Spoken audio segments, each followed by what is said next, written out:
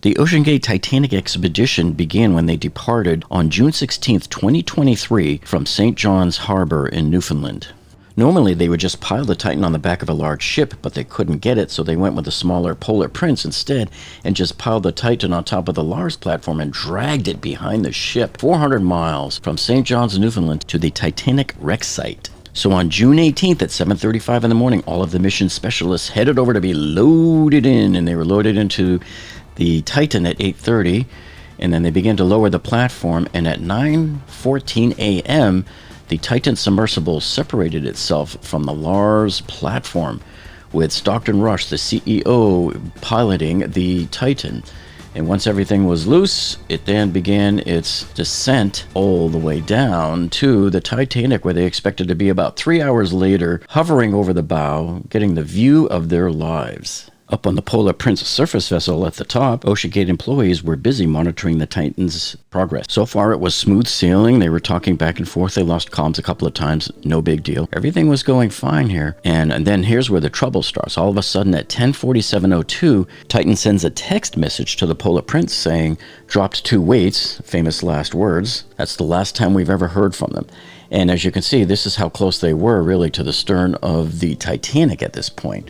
And then all of a sudden, something drastic happens. 7 seconds after sending that last text message, the Titan Submersible implodes at 10:47:09 a.m. Now, I always wondered, how did they know that exact timestamp of when the Titan imploded, huh?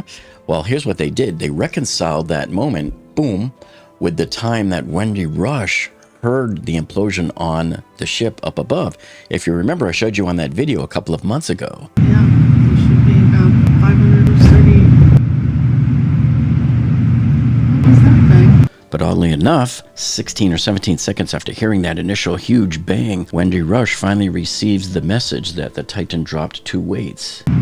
Dropped 2 weights. Now, since my last video, this has been the source of the most amount of questions from you. Everybody's going, how in the world could she have gotten that message after the Titan imploded? Doesn't make any sense, does it? Well, you got to remember, they were using the world's cheapest, stankiest, little slowest hydrophone audio modem. So basically, whatever sounds they send up, every character has to get changed to a sound, beamed up to the ship there, and then from there they all have to be collected one after another, and then error correction, and by the time it's all sorted out and put into the software, and then it gets displayed onto the screen for you, there's a 16-second delay. So this is why the Titan was able to send the message, implode a few seconds later, and then she receives that message several seconds later. And so during the Coast Guard Marine Board investigation, when they interviewed the master of the Polar Prince, he said this right here: "With the benefit of hindsight, I now believe I felt the Polar Prince shudder at around the time the communications were reportedly lost, but at the time we thought nothing of it. It was slight." So they did hear it and feel it. So the way they calculated the exact timestamp of that implosion then is they take the time it takes for the sound at 1,500 meters per second to reach from the implosion site, whatever depth they were at, up to the top to the Polar Prince, where Wendy hears it. They know what her timestamp is, and they simply back it up the 2 or 3 seconds that it takes for that sound to travel up. Whatever it was they calculated by, that's what they backed off by. So that's how we ended up at that final timestamp. So we want to breeze through the Coast Guard Marine Board investigation final report to find out what are the root causes of the OceanGate Titan implosion. Oh, and by the way, I highly suggest you pick yourself up a copy of this nice paperback book here. This is called Titan, to the Titanic and Back, 13.5 times by Gordon Telepon. And what I really like about this book, it has everything you could ever possibly want to know about the Titan, from the history of the company all the way to the end, to the last day of the implosion. And this is about 300 pages. You can also get the Kindle version and download that. And you can also get a PDF version, which is really cool because you can search. So this right here will save you from having to sift through hundreds and hundreds of hours of videos all over the web, because all of the answers and all of the key points that you need to know about this entire engineering disaster is right here in the book, including all of the mistakes made during the manufacturing of the OceanGate Titan Submersible carbon fiber hull. And let me tell you something. If you know anybody who's an engineer or going into engineering or in college for engineering, then you'd better buy them this book, because they don't teach this kind of stuff in college, unfortunately, and they really should. So it doesn't matter if they're a software engineer or an electrical engineer or a mechanical engineer or even a structural civil type engineer, because any type of engineer should be able to learn from the mistakes that were made here. It's just unbelievable. So what a great learning tool this would be for them to study as they're going through school. And what I find especially useful is these key talking points that witnesses made during the Marine Board investigation there, and it's got the timestamps from the videos too. So you can go directly to the U.S. Coast Guard's live streams from the Marine Board investigation, and you could directly find those timestamps in there and listen to the conversations that were had. So let's see what the Coast Guard says is the root cause for this engineering disaster. So directly from the Coast Guard Marine Board of Investigation final report, here are some of the root causes they gave for the OceanGate Titan Submersible implosion. So number one here would be OceanGate's design and testing processes for Titan did not adequately address many of the fundamental engineering principles that would be crucial for constructing a hull to the precision necessary for the intended operations in an inherently hazardous environment. And then number two, it says OceanGate did not ensure an analysis was conducted to understand the expected cycle life of Titan's hull. And you know what? This is where I think that Stockton Rush really failed, because I know he was an engineer at one point in his life, so he should have known basic engineering concepts. But even when I was an engineer at Motorola, we used to test our phones and our radios like crazy. Every prototype that we come up with, we would send a batch of radios over for accelerated live testing. And that's what this is. You're temp cycling, you're humidity cycling, you're throwing in dust, anything you can to test this, and you're drop testing these and you're running them up to temperature and everything like that. And so you're quantizing your radio. We will know before we ship every radio, what can it do, what can it not do, what's its failure point. That's what he failed to do. This is engineering 101. This is nothing esoteric. This is why it would not have been approved by the American Bureau of Shipping, the ABS, which classifies all of the submersibles. Then, of course, number three, it says OceanGate's excessive reliance on a real-time monitoring system to assess the condition of Titan's carbon fiber hull, and then their failure to conduct a meaningful analysis of the data provided by the system. So what's mind-boggling to me is that Stockton Rush bragged so much about this real-time monitoring system, and he even got a patent on it, right? But then on that famous dive 80 where they heard that loud bang and we all saw the chart, we saw that the acoustic sensors went like this. We saw that the strain gauges did a jump up too. So there's no doubt in anybody's mind looking at these pictures that something was wrong. But yet Stockton Rush was so confident and misleading people that his sub was indestructible. But the ship can't sink. That he just ignored all of the data. And in fact, he told people that it was the Titan just kind of resettling in its cage. I'm like, that is like the stupidest thing I've ever heard. And this is what makes it really creepy too about Stockton Rush's. He bragged on and on and on about this real-time monitoring system and all of these dives that produced the data that proved that there was a problem with the carbon fiber hull.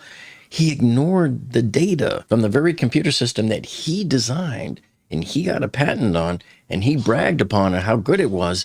It gave him the warnings, and he even ignored those warnings. So the data was right there, and he ignored it. His employees didn't know how to read that data, so that you can't blame them. He is solely responsible for that part right there. So it is a pretty good idea. Okay, there's no two ways about that, and it did appear to work. But he chose these arbitrary values that we don't know if they were correct or not. We're missing one important point here, you see.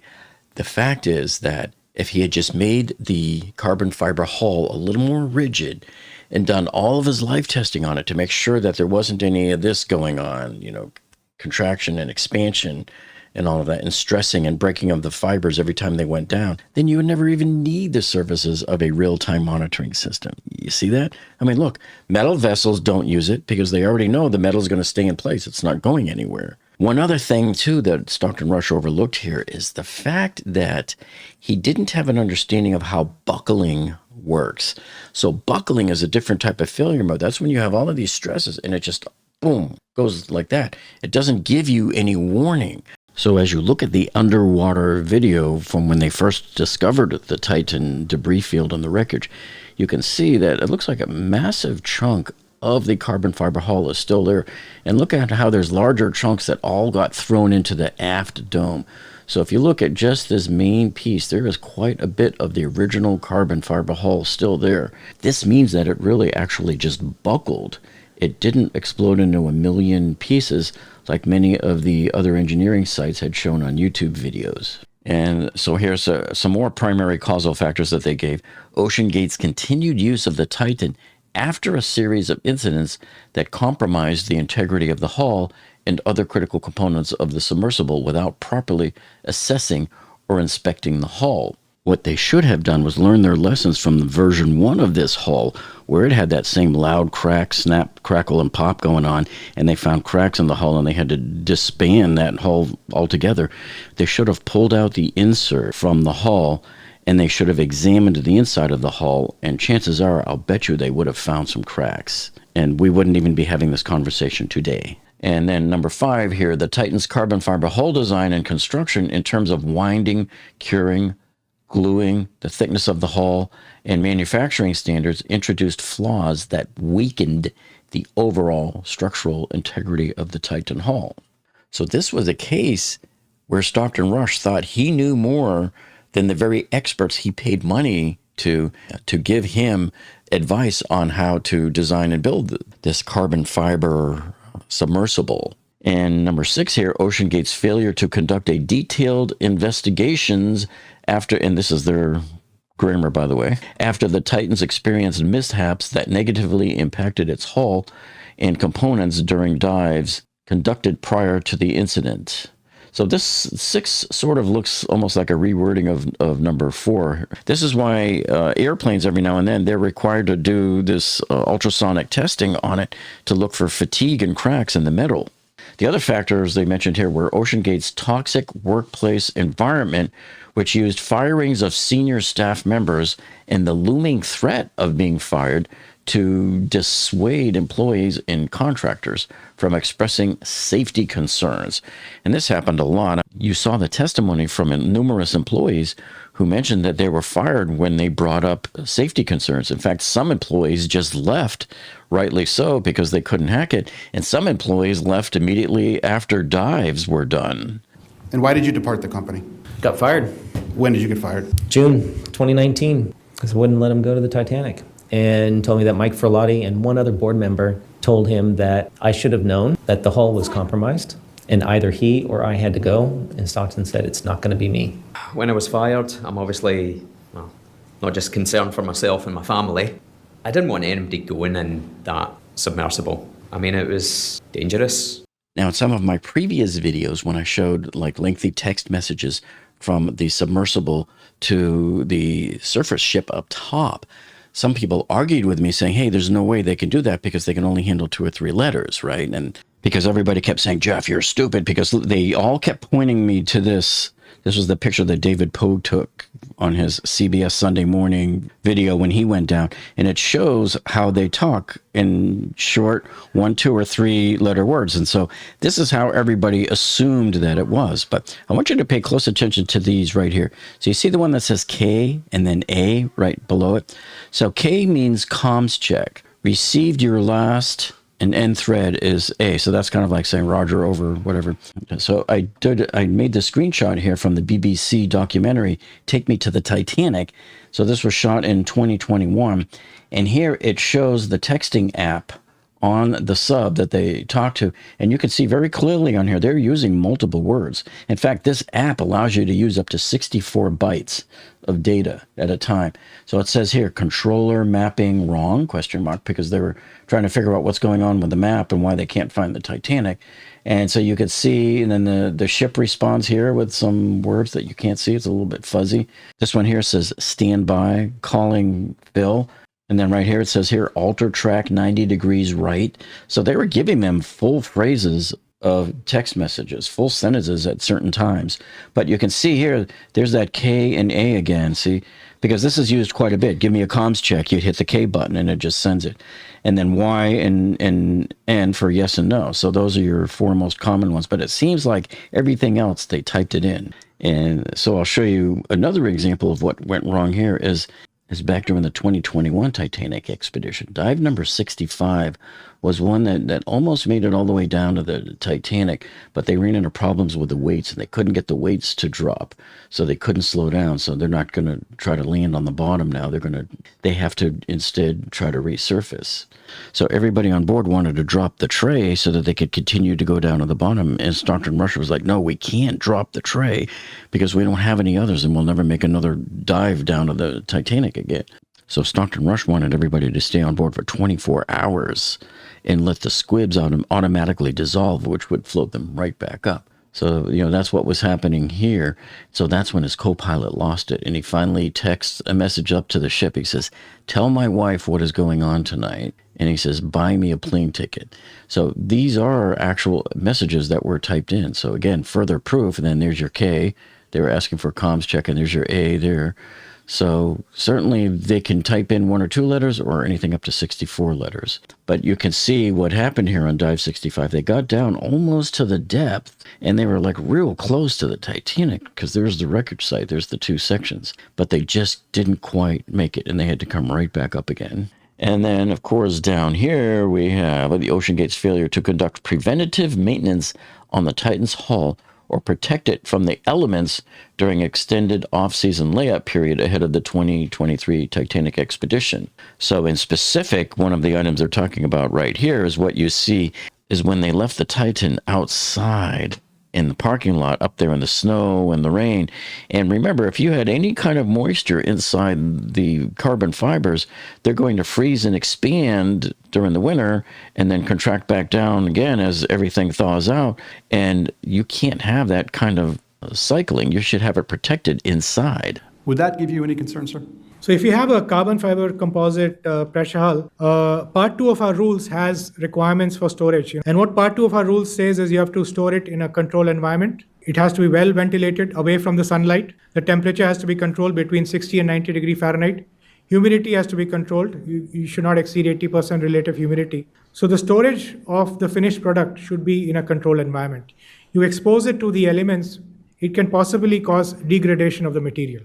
Okay, which is because this is a composite, it's little different from steels and titanium, which are a little more robust materials, and they can take a little more wear and tear. From our side, looking at our rule requirements, we recommend that carbon fiber composite hulls be stored under controlled conditions. But wait just a minute there, because they were just as careless with the Titan Submersible during transport as they were during storage. Because even when they were coming back from the deep ocean test facility, when they transported the Titan, they left it exposed on the back of the truck. They didn't even cover it with a tarp. And then in all of those Titanic expeditions in 2023, from May to June, they were trying to save money, so they used that smaller Polar Prince ship, that we told you about before. And so you can't put Titan on the back of the ship like you could in the past when they were using the Horizon Arctic. What they did instead was they put the Titan Submersible on the Lars platform and just dragged them behind the ship through numerous expeditions, 400 miles either way, going back and forth from Newfoundland to the Titanic. By doing this, they dragged the Titan Submersible across 2,900 nautical miles of bouncing up and down ocean. I wonder what kind of stress that might have done to it. You never see any research vessels do that. They only store their submersible vessels on top of the ship. And then these are my contributing factors that I've observed here. And the first one is Stockton Rush's narcissistic arrogance, hubris, behavior here, how he ignored solid advice from people with much more expertise than him, including that now famous 2018 letter where 30 industry experts got together and sent him a warning about what he was doing and that he shouldn't be continuing on with an uncertified and unclassed and untested vehicle, what we call the pressure vessel for human occupancy. He should not be taking paying customers on there because he's putting their lives at risk. And he ignored that from all of these people that have decades of experience doing what he is just now learning how to do, and he completely ignored that. Ironically, they never sent the letter to Stockton Rush because their charter prevents them from acting like a regulatory agency. So they instead went to visit him personally, and then there was also email exchanges back and forth with Robert McCollum, But this is the point that I think really shows his anger and narcissism. Look what it says there. I have grown tired of industry players who try to use a safety argument to stop innovation and new entrants from entering their small existing market. Since Guillermo and I started OceanGate, we have heard the baseless cries of "you are going to kill someone" way too often. I take this as a serious personal insult. That's what really makes you want to cringe. But the ship can't sink. And also he ignored Boeing's 2013 feasibility study, which I showed you earlier. He reduced that hull thickness down to 5 inches. And then here, this is what I call, this is a big problem in engineering that I've showed you on many videos in the past with other engineering failures, and that is normalization of deviance. So he got comfortable with the cracking noises, never pulled the carbon fiber's hull inner sleeve to investigate, and no advanced life testing. So normalization of deviance is a problem that comes up so often with engineering failures when people get comfortable with something being wrong. For example, you have a stairwell in a building and you leave the fire door open. Hey, we've had that door open for 3 years. We never had a problem before. See, that's what gets you into trouble, because you don't have a problem until you have a problem, you see. And then, of course, the flawed real-time monitoring system. You have arbitrary alert parameters not thoroughly tested and quantified, and the employees didn't even know anything about it. And then, of course, number 5, you have dissimilar materials between the carbon fiber hull and the titanium rings and the adhesive, and you have different modulus of elasticity for all of these materials. So without enough thorough testing, how do you know how these are all going to react over multiple cycles of going down to Titanic depth and then coming back up? Now, I'm about to show you the most accurate chart that exists currently on the internet that I made that will show you all of the dives that the OceanGate Titan Submersible made here. And we're going to show you here completely with more information and more accuracy than any other place has, because I spent a lot of time researching this. So here is my now soon-to-be famous chart of all of the dives of the OceanGate Titan Submersible. So if you look at the legend here, all of the green dots are successful dives down to the Titanic depth. This does not mean they saw the Titanic, which is the kind of fuzziness that Stockton Rush was using to mislead people. But wait a minute, folks, because OceanGate was trying to pull a fast one on you. Because in 2021 and 2022, I think they were misrepresenting the number of real, true Titanic dives they had. Just because a dive went all the way down to the Titanic depth doesn't mean they got to see the Titanic, because in many cases, it was swimming around blind, going all over the place, and couldn't find the wreck, and then they had to come back up. Because some of the dives that got down to Titanic only entered the debris field, like you see here on 63 and 66. And 76, we still don't know, because we need to find out more information from people who were on that dive. So if you look here, you'll see that I put a little Titanic emoji. That means it reached the Titanic and they saw the Titanic. So all of these here on the chart are the times that they made it down. So as far as I can tell here, 2, 4, 6, 8, only 9 dives out of all of these dives did anybody get to see the Titanic. And in the 2023 expedition, when it had the fatal dive here in dive 88, there wasn't a single successful dive down to the Titanic depth the entire season. And so this is probably the most accurate you're going to find, because there's so much hearsay out there.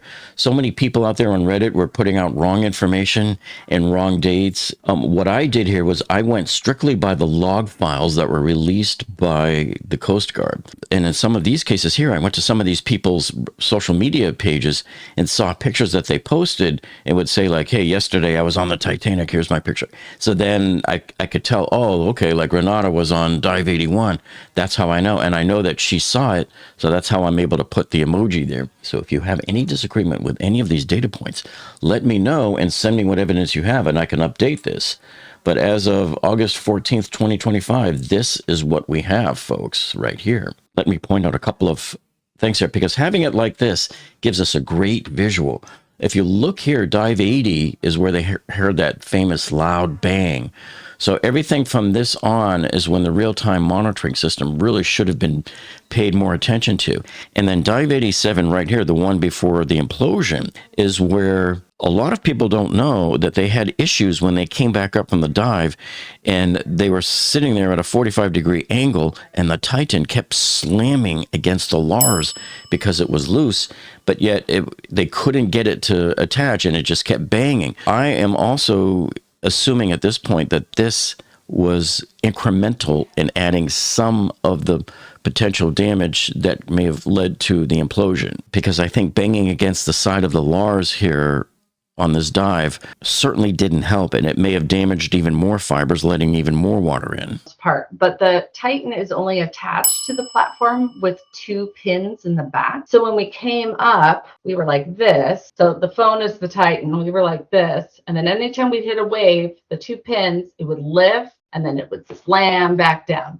Lift and slam, lift and slam, lift and slam. I swear Stockton said that one of the pins had broken off. So every lift, it was bone jarring. Upper portion of the Titan was moving in an arc attached by the pins and hitting the platform. Would that be correct? Yes, that would be correct. One other thing I want to point out here was that Dive 63 back here on July 9th, 2021 was the very first dive for OceanGate Titan Submersible to make it down to the depths of the Titanic. And as far as we can tell, this one here was the Dive 68 was the very first one where they actually made it to the Titanic and they saw the Titanic. And then this one over here, dive number 73, was the longest dive in OceanGate's history. It was 27 hours because when they were coming back up, they couldn't latch on to the Lars.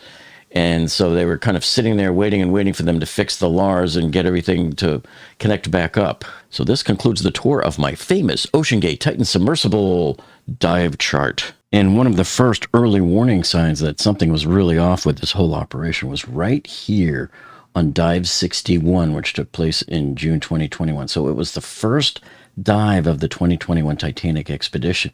And Fred Hagen was on there. He was one of the mission specialists who had testified at the Coast Guard Marine Board of Investigation hearings.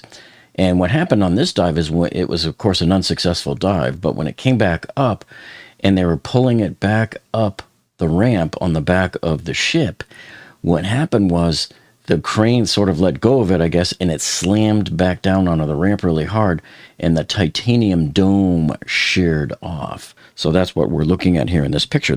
And thank God the dome didn't just keep bouncing off down the ramp, because they would have lost it forever.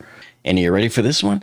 The reason why the dome sheared off is because Stockton Rush made the decision to, instead of bolt them in all the way around with 17 or 18 bolts, he dropped it down to 4 bolts. This is the point of no return. And his justification for this was that, hey, once the Titan gets down into depth, the pressure of the water will hold it on, and those bolts will just sort of be there, but the pressure of the water is what will hold it on. And I'm like, oh, you went against the whole engineering design of this thing in the first place, I guess, because they said it would save time from having to undo all of those bolts. What about on the way down, before it gets to enough pressure that it would hold it? Can any water leak in? That's my question. And then lastly, I wanted to point out to you here who almost was on there, and that is YouTube's largest influencer, Mr. Beast, who has over 400 million subscribers by now. So that is Jimmy Donaldson, and he was invited to come on to the OceanGate Titan Submersible. However, I don't know exactly when in June he was invited. Many people seem to think he would have ended up on this last fatal dive. So if that's true, then Mr. Beast dodged a major bullet. So here's where I think the problem started for the OceanGate Titan Submersible. And it really began back in 2013 when Stockton Rush from OceanGate had Boeing do a feasibility study for them back in 2013. And remember, this was prior to the 2 Titan hulls, and back then it was called Cyclops. Now, Boeing didn't do a design or anything for them. They just did a feasibility study. So this is where Stockton Rush was misrepresenting to all of his customers and name-dropping with Boeing, saying that Boeing helped design this. They didn't design it. In fact, he didn't even use any of their advice.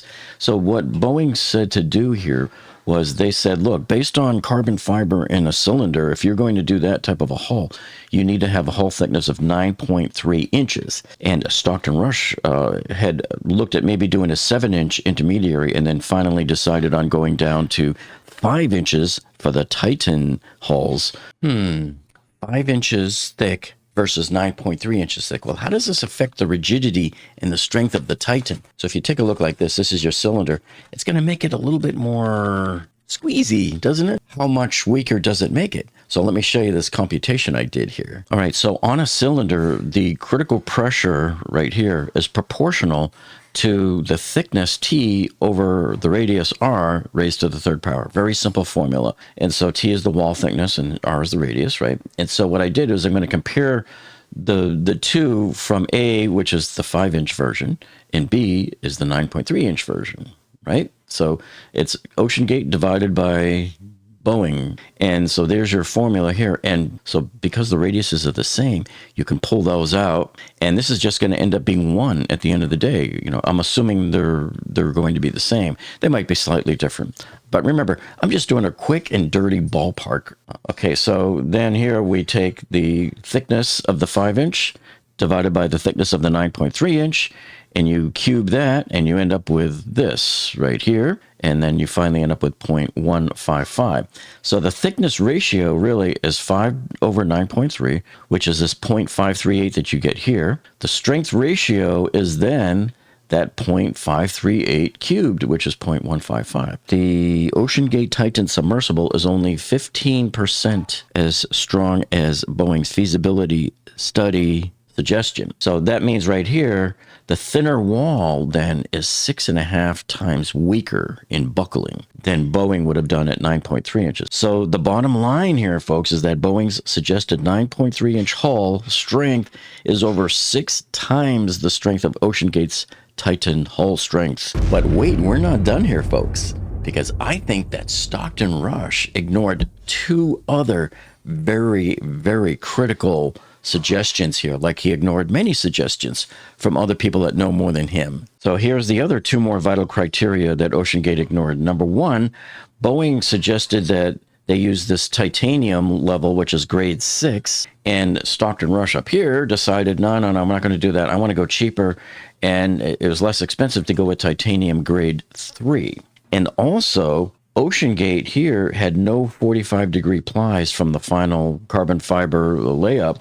And so Boeing's preliminary report there had said that strain tables did not support carbon fiber winding layups without the plies oriented at 45 degrees. So what this means here is that, yeah, it was okay that they did some of the hoop windings and they also did some of the longitudinal windings, but Stockton Rush failed to do the 45-degree windings, which is what really gives the carbon fiber its strength, as I've showed you in previous videos here on the OceanGate Titan Submersible. So in my opinion, this further weakens the carbon fiber, and who knows, without knowing all of the other calculations and everything else that needed to be done and all of the other life cycle testing, it could very well be that if they had just done the helical winding of the carbon fiber, maybe it would have been strong enough that it wouldn't have kept going like this every time they went down and came back up, and maybe it would have lasted a lot longer. Now, the Marine Board of Investigation final report says that the OceanGate Titan Submersible's sonar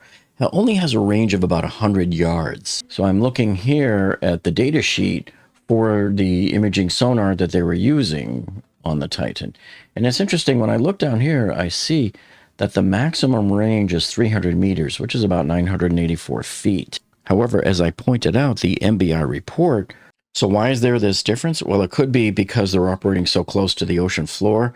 Maybe there's other losses once they hook it up into their system and everything. So we don't know. But here's the challenge that they have when they try to find the Titanic.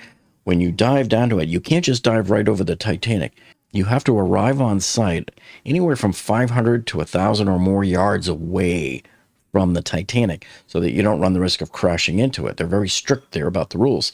So from there, once you come down and land, you have your radar on it, and you should be able to find it fairly quickly. But the problem is with this little 100-yard range that they have, you're looking for a needle in a haystack now. This is insanity. So what it looks to me like is that OceanGate was trying to save a little bit of money. Maybe they bought a less expensive model, when maybe they should have spent a little more money and got a different model that had a much higher range, like maybe 400 or 500 yards, or even more if you can get it. If you can land 1,000 yards away from Titanic, and if your sonar works 1,000 yards, okay, you should be able to just find it like that in 1 second flat without having to go all over Hell's Half Acre down there looking for this thing. And in many of the dives, they couldn't find it and ran out of time and had to go back up. So this is a scan of Titan's dive number 63, for example, which missed it. Now look at this. I believe this is where they dropped in over here, possibly. But look, they went all over the place here, all over here. They're looking everywhere. They're going all sorts of angles. And watch this. It came so close to I believe this is the stern right here. But look how much it missed it by. It was like, oh, if they just had a bigger range on their sonar. Yeah, so this represents about the 100-yard range of the Titan sonar. So that's what it would look like. So you can see how small that is. And this is drawn fairly to scale of the two sections of the Titanic.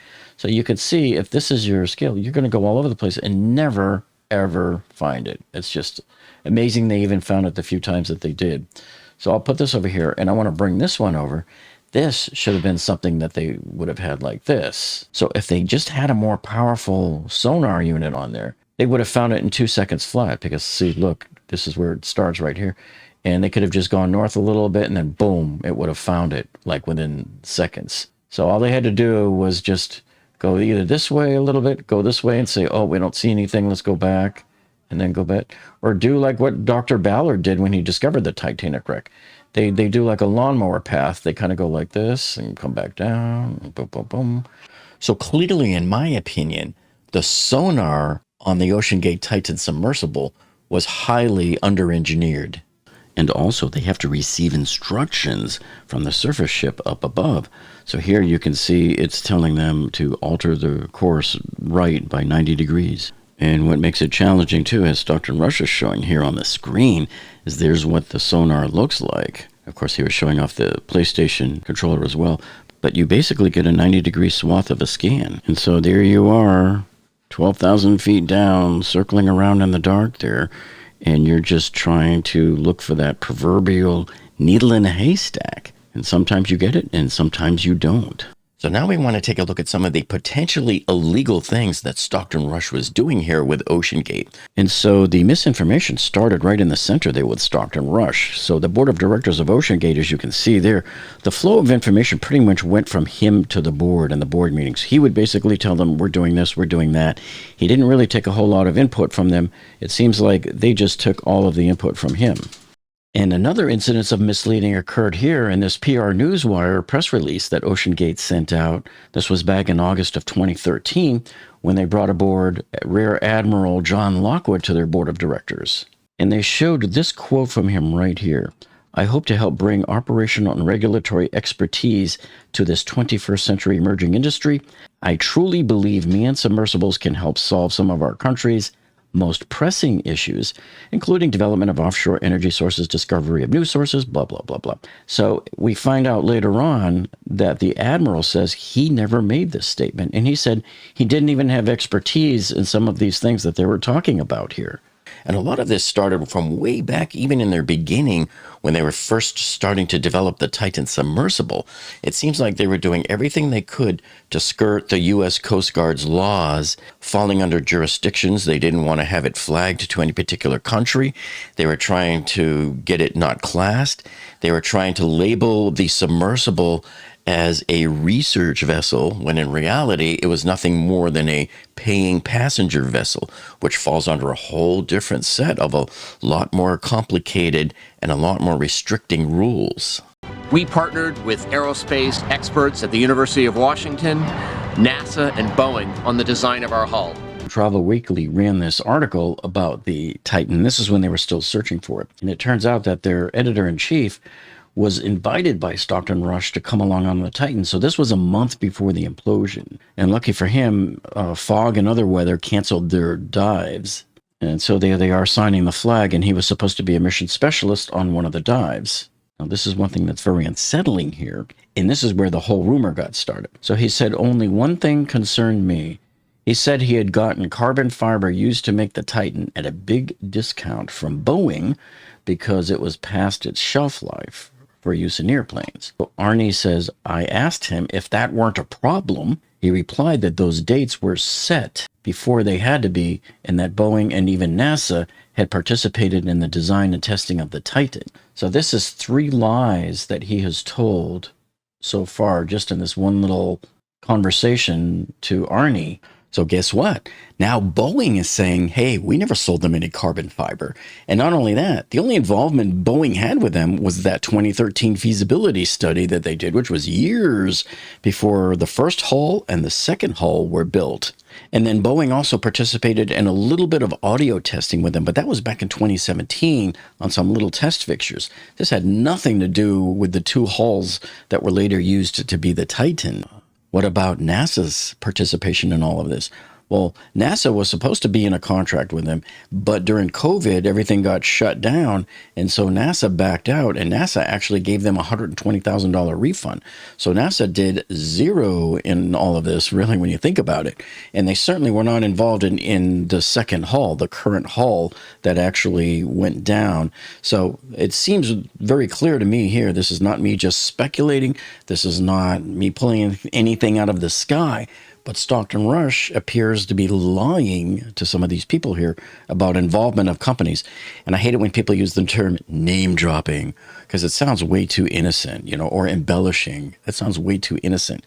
He was directly deceiving paying customers. And so what was Boeing's official response to this? They said Boeing was not a partner on the Titan and did not design or build it, a spokesperson said.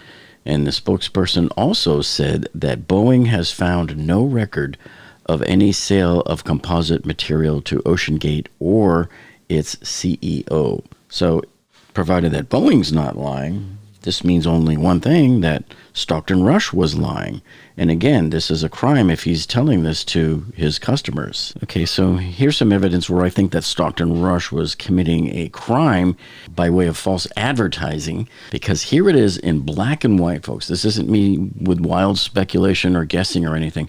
He's got it right here in black and white print on his own OceanGate flyer, and it says, you can see it in the red circled area, regulatory compliance and coordination with local officials as required. You and I both know none of this ever happened. In fact, even since the beginning, the whole company was structured in a way to avoid being classified, to avoid falling under Coast Guard auspices, to avoid falling under the auspices of the Canadian government. They labeled their paying tourists as mission specialists, doing everything they could to get around the law. And you can't even say, well, maybe they were about to, or it was in lingo. No, it wasn't.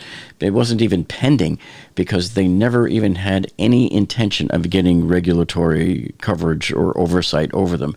In fact, why do you think they had 3 different companies here and no known country of flag for this vessel? And if he does have his regulatory compliance all lined up in a row like he claims, why is he making all of his mission specialists sign paperwork that acknowledges that it is experimental? An experimental submersible vessel that has not been approved or certified by any regulatory body. No, I'm going to go out on a limb here, and I'm going to tell you something that's counterintuitive to what you've been hearing all along. And a lot of people have been criticizing Stockton Rush from the wrong angle, saying, well, this guy should have known better. He shouldn't have used carbon fiber. This is stupid. It's not going to work. Why did he use this? He's an idiot. The truth is, and hear me out on this, okay, carbon fiber is not the problem. Carbon fiber hulls can be made, and they can be made. You just have to make them right, and you have to test them right, and you have to know the limits of the material. For example here, I can make a Titan Submersible out of paper. And you're probably thinking I'm crazy. Well, yeah, it would probably have to be 100 feet thick. I would have to come up with liquids that would somehow coat it and protect it from the water getting in. But I'm betting I could make it work. I could probably make a Titan Submersible out of Rice Krispies and make that work. It would probably have to be 200 feet thick and have all sorts of coatings on it. But I bet we can make it work, because if you engineer it right, any material will work. And conversely to that, you can take materials that you know work, but you can use them wrong. So for example, you've all seen my series of videos on the Champlain Towers condo collapse here in Miami, right? So you remember that one. And what was that condo built with? It was built with good old-fashioned concrete slabs and columns that we've been using for decades, and that's the known standard. That's the accepted practice, and that works perfectly every time. So why did that building fail, even though it was the right material? Because A, there was a design deficiency. They designed some of the columns too small. There was a build deficiency. They forgot to put in a couple of beams. They also found out later that the contractor, when they were building the building, oftentimes they put not enough rebar in the columns, or in some cases, too much rebar, or the rebar wasn't spaced properly. So this here is a prime example of you have the right material, but you just didn't use it right.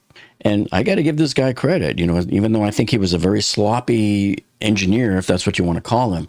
But look, he built this thing. He took it down there. He did a couple of dozen dives at the Titanic site there. He made it down there. He got this thing down there. He took people up and got them back up alive. The problem is he just lacked the understanding of the life cycling of this submersible that he built. Had he designed the Titan submersible right, and had he built it right and everything and tested it right, this guy could have been a hero right now instead of a zero. Because, who knows, by now, he might have been working on his second. He could have had 2 of these submersibles going down at the same time. Now you're taking 10 people down at a time. So who knows what could have been had he just designed and tested it correctly from the first place. I'd like to be remembered as an innovator. I think it was General MacArthur said, you're remembered for the rules you break. And, I've broken some rules to make this. I think I've broken them with logic and good engineering behind me. The carbon fiber and titanium, there's a rule you don't do that. Well, I did. It's picking the rules that you break that are the ones that will add value to others and add value to society. Anyone that felt safe going to depths in the Titan was deluded or delusional. It was an experimental vessel. It was clear that it was dangerous. You don't do it because it's safe. You do it because it's an adrenaline rush. And yeah, I would have gone back down again.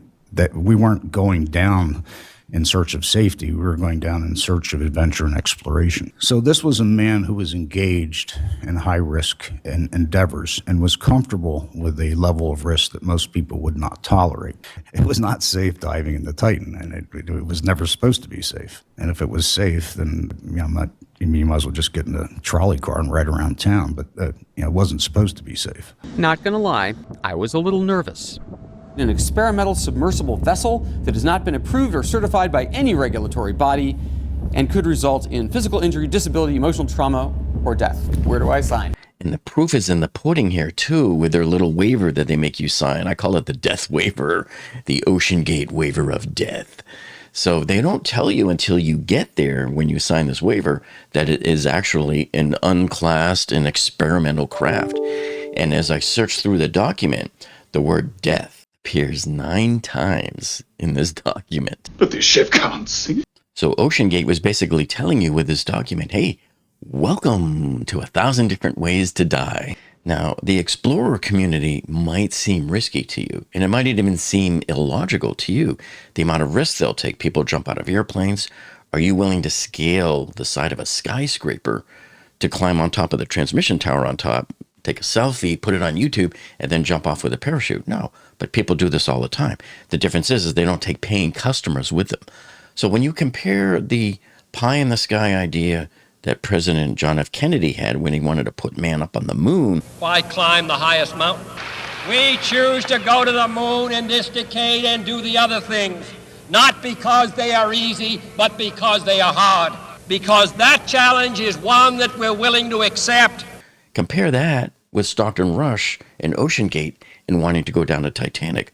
What's really any different? What makes him any worse than anybody else? Well, the difference here is that when NASA went up to the moon, they used the best of the soundest engineering principles that we could come up with at the time. We had redundant systems all over the place in there. Everything was done. We knew the limitations of our engineering.